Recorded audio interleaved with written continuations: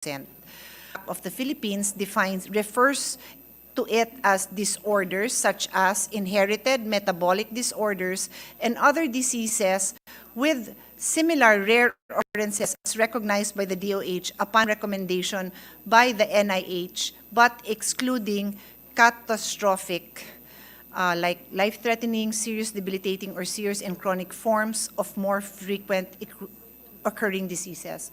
So, in layman's term, Mr. President, rare nga siya, bibihira siya, kokonti lang ang may ganyang sakit. And what happens is there is also very little research that allows them to find life-saving interventions, whether the interventions would be food, kasi minsan it's just food, medicines, or other kinds of treatment. There are not enough pharmaceuticals or even other entities that invest in finding solutions for those who have rare diseases. As of 2023, the Philippines has identified 156 conditions, or 1 in every 20,000 individuals.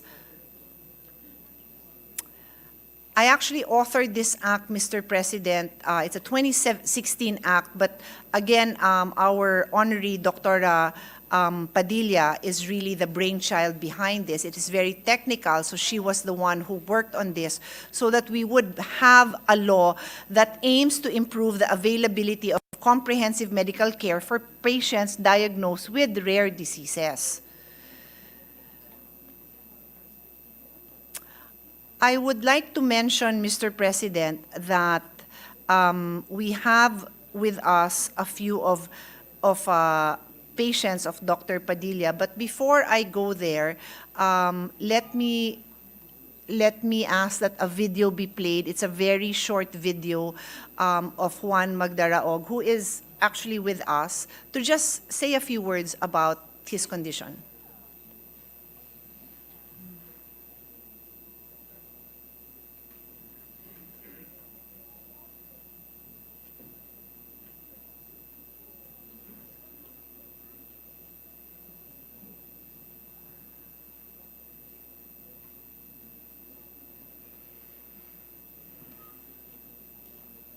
Right before I was able to officially diagnose when I was 16 years old, that we were able to go to San Francisco, and then we found out that it's another disease. It's called form-based disease. Despite having a rare disease, given the right opportunities and the right support, I was able to finish my school, work, be a productive member of the society. We need the right support from government and the community to give us a chance. It doesn't mean that if you have a rare disease that you can't make a difference, and you only know until you try and until you do your best. Yes, Mr. President, that is Decoy, who is he here? That's Decoy over there. As described by Dr. Padilla, he's practically paralyzed all over, practically because obviously he can speak, so he can use that function, a little bit of movement on his fingers, but despite that, he is a productive member of society, contributing to GDP and our economy. Dear colleagues, you will be able to taste his culinary efforts because I regularly purchase his cuisine, which is chicken pie, key lime pie. It's my favorite. And I encourage all of you to try it because I need not sales talk this, masarap talaga. Despite, and in addition to that, Senator JV, I want him to know that he is also a seller of collectible watches. As to why I'm mentioning it to you, wala lang, baka gusto mong bumili ng relo. And then he is also a digital expert giving advice and consultancy in the digital realm. So if you have projects, and this is just Decoy, Mr. President, no? I know that his mom, who is there, Cynthia, she's very active. Please stand. She has been a partner of Dr. Padilla, reaching out to other parents and helping them have the courage to seek the kind of support that they need for their children. And it's because of this whole of society approach, government, because of our chairman, Senator Sani Angara, were able to put budget for the Rare Disease Act implementation. And on that note, also the newborn screening. No, this is for rare disease, but the newborn screening, in a way, has some similarities in the sense that if you can diagnose, then you can treat ideally. Not all rare diseases have treatment. Along with decoy here are just a few other patients, just so for us to see, to see the faces to these people who deal with this day to day. So may I call on Zia Nicole? Who's Zia? Ayan. This is Zia. She has a metabolic condition leading to motor and cognitive delays. It is a 6-pyrovoyl tetrahydroprotene synthase 6-PTPS deficiency. And there is Janelle, who is 10-year-old girl from Laguna with phenylketonuria PKU that leads to developmental delays and behavioral problems. And then there's Sean Liam, who is the younger sibling of Janelle and is currently 3 years old. He also has PKU. And there's Louise Franzine, who has maple syrup urine disease. But because of its proper management, she is now normal condition. And she delivered, ayan, that's her. So she has already delivered her own baby, and the baby does not have this condition. So there are happy stories despite the sad stories, and we were happy that they are happy to share their story with us. Very quickly, Mr. President, my son, Gabriel, had a rare disease. I actually did not know until years after he died that his condition is considered a rare disease. All I know, during the time na wala pang internet, during a, a routine checkup with my OB-GYN, she told me that I wasn't gaining enough weight. And so at that time, it wasn't really routine to have an ultrasound, so she asked that I get an ultrasound, and that's where it revealed that my unborn child had a cleft lip and tumors in his kidney. That's what was shown in the ultrasound. And that was the beginning of many tests, etc. And I had to go to the US to have an amniocentesis because they don't do it here. Do they still not do it here? So I don't know, that's an issue I leave to the experts, because being able to have that amniocentesis prepared me for the reality of what I was going to face. So my son was born on December 4, 2000, and he lived for 9 months. And the early diagnosis helped prepare me emotionally and mentally for this condition. So that's something I think we should look into. Anyway, I never knew that that was called a rare disease until years later when we were talking, and I said, is my son's condition, which is called trisomy 13, a rare disease? And Dr. Padilla said, yes, it's considered a rare disease. So I didn't even know at the time I was pushing for this bill that it's something that I personally had experienced. Anyway, Mr. President, this is all tied up to SDG 3 on good health and well-being, which no less than the WHO Director General says the vision of the Sustainable Development Goals is a world in which no one is left behind. And that includes people who suffer from rare diseases. So on that note, I thank our colleagues for the time to take a look at this issue, and even just having them here, we already got so much input and support on the need to provide more financial support, on the need also to help the community who are thriving to be productive members of our society. So thank you so much for the time that you have given the Senate to understand this issue better. Thank you, Mr. President. Thank you very much, distinguished colleague. Thank you, Mr. President. Before I refer this the privileged speech of our dear colleague, may I just put into the records that I sincerely understand and commiserate with our dear colleague, and also wanted to state for the record that if there's anything, really, anything we can do, Mr. President, in order to help our kababayans, especially our children, our young people, whom we believe is actually the hope of our nation. We are actually ready to even walk the extra mile, Mr. President. And Senator Coco and I are talking about as to how we can improve ourselves as senators, not just as fathers or individuals, but as senators, on how we'll be able to help out and understand the real issue at hand, Mr. President. So we thank our dear colleague, Senator Pia Cayetano. Mr. President, Senator Risa Ontiveros is also seeking the floor. I move that she be recognized, Mr. President. Senator Risa Ontiveros is recognized. Salamat kayo, Mr. President. Briefly, I would just like to share a word of solidarity with my sister, Senator Pia.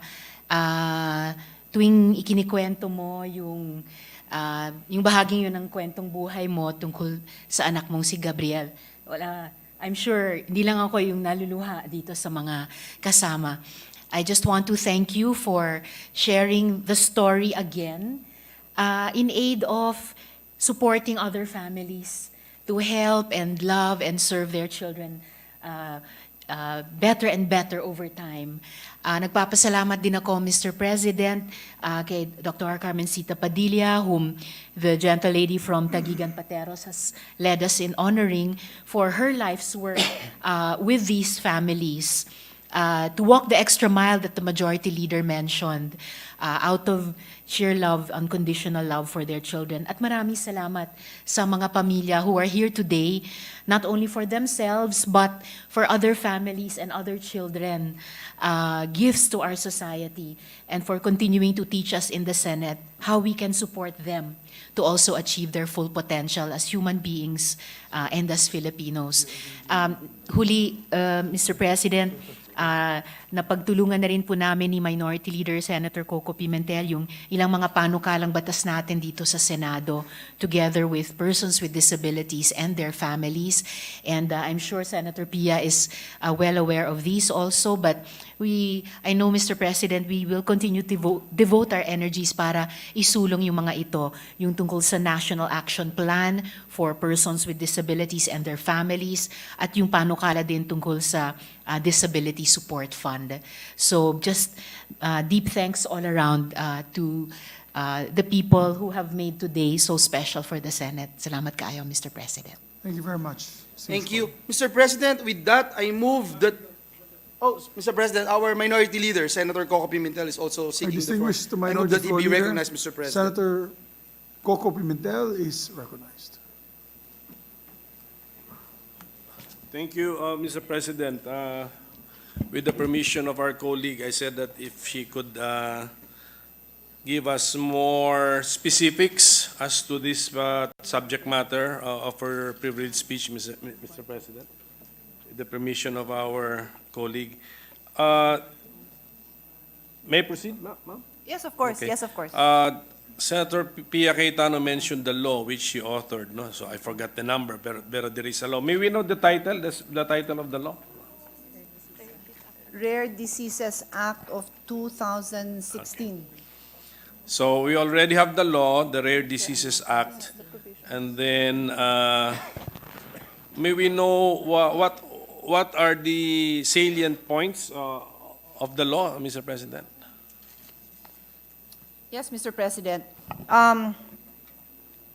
What's very important here in the law is that well, of course, it may go without saying, but we do recognize them as persons with disabilities with all the benefits that fall under the definition of persons with disabilities, which is covered by a separate law. And then it requires the different government agencies to provide support. There's DSWD that is mentioned, even DOLE. And I know the line of questioning of the Minority Floor Leader will lead to that. So anong ginagawa nitong mga to? Senator Joel's favorite agency. I can see the big smile on his face. Let that be put on record. The DOL is actually required to adopt programs that promote the availability of opportunities for work and employment of able persons with rare diseases. In addition to that, Mr. President, well, there is the technical side of the work that must be done by DOH, which is perennially updating this list of persons with rare diseases. This may also be an opportunity to say that we are, Dr. Padilla, sadly, very reliant on international standards, in determining also discovering and determining what are these rare diseases. So it would be very nice. I don't even know if there are other Asian counterparts to the work we're doing, but if there's anything that we can do, including more research, because really there's really a lack of research on what are the solutions and the interventions that can be done for many of these patients. But a lot of, we have enough, well, our Doktor para sa Bayan, if I may mention, of course, contributes to that. It's up to the likes of Dr. Padilla to recruit them into their work. But one of the important things I'll just add newborn screening as well, is also to identify and to recognize these conditions early on. Because ano naman maitutulong natin kung hindi? And if we will only rely on geneticists like Dr. Padilla, konti lang kayo. I don't know how many geneticists do we even have in the country? 20. We have 20 geneticists in the country. So, but what they have done is that they've created programs so that the various clinics that we have empowered have the ability to address those conditions. I'll read it into the record if that's okay with the minority floor leader. So, under the law, patients highly suspected of or diagnosed with a rare disease shall be referred to a newborn screening continuity clinic to ensure the early detection of that rare disease. So tied up talaga yung Rare Disease and the Newborn Screening Act. And then the DOH, with the assistance of NIH, shall develop a system to train a sufficient number of medical specialists to diagnose and manage persons with rare diseases. So, Sige yun. po. So I thank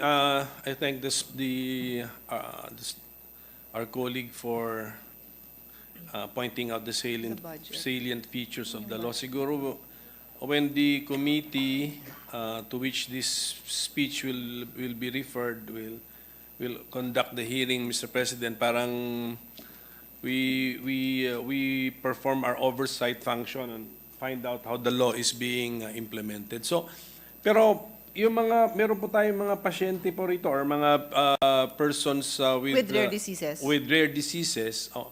So they're young, mga bata. So of course, yung families nila, the parents or the guardians, what government agency can they approach for, number one, guidance, number two, possible assistance, Mr. President?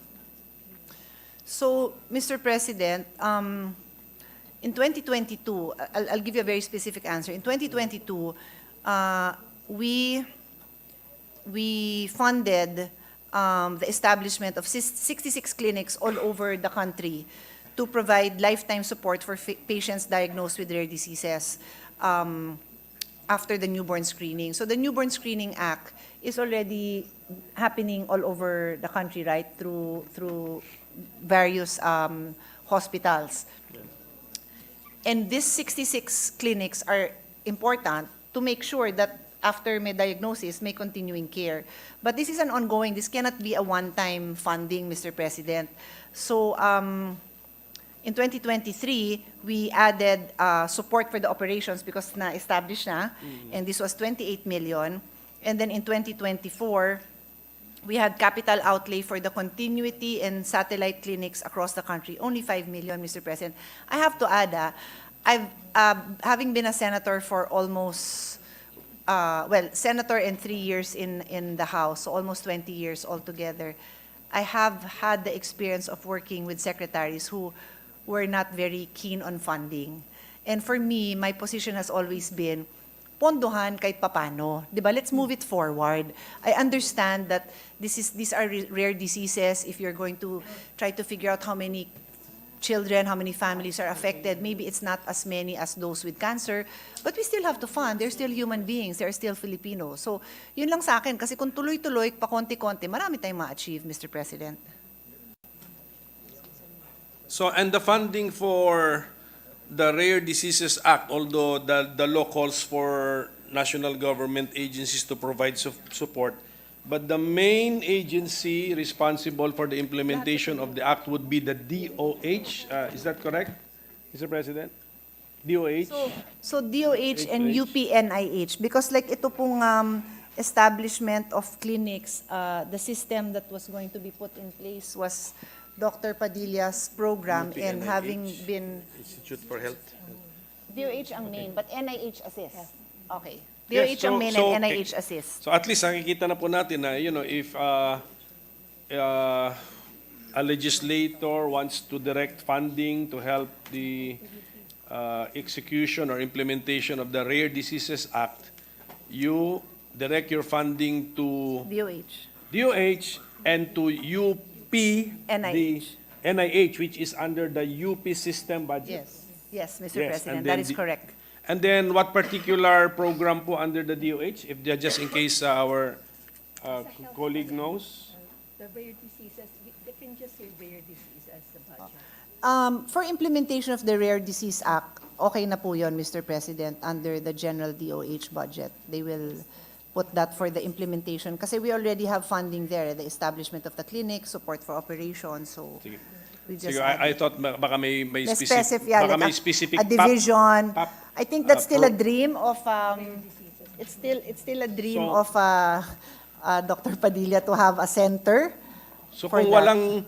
walang specific na PAP, 'di ba? PAP yan, Mm. Program Activity Project.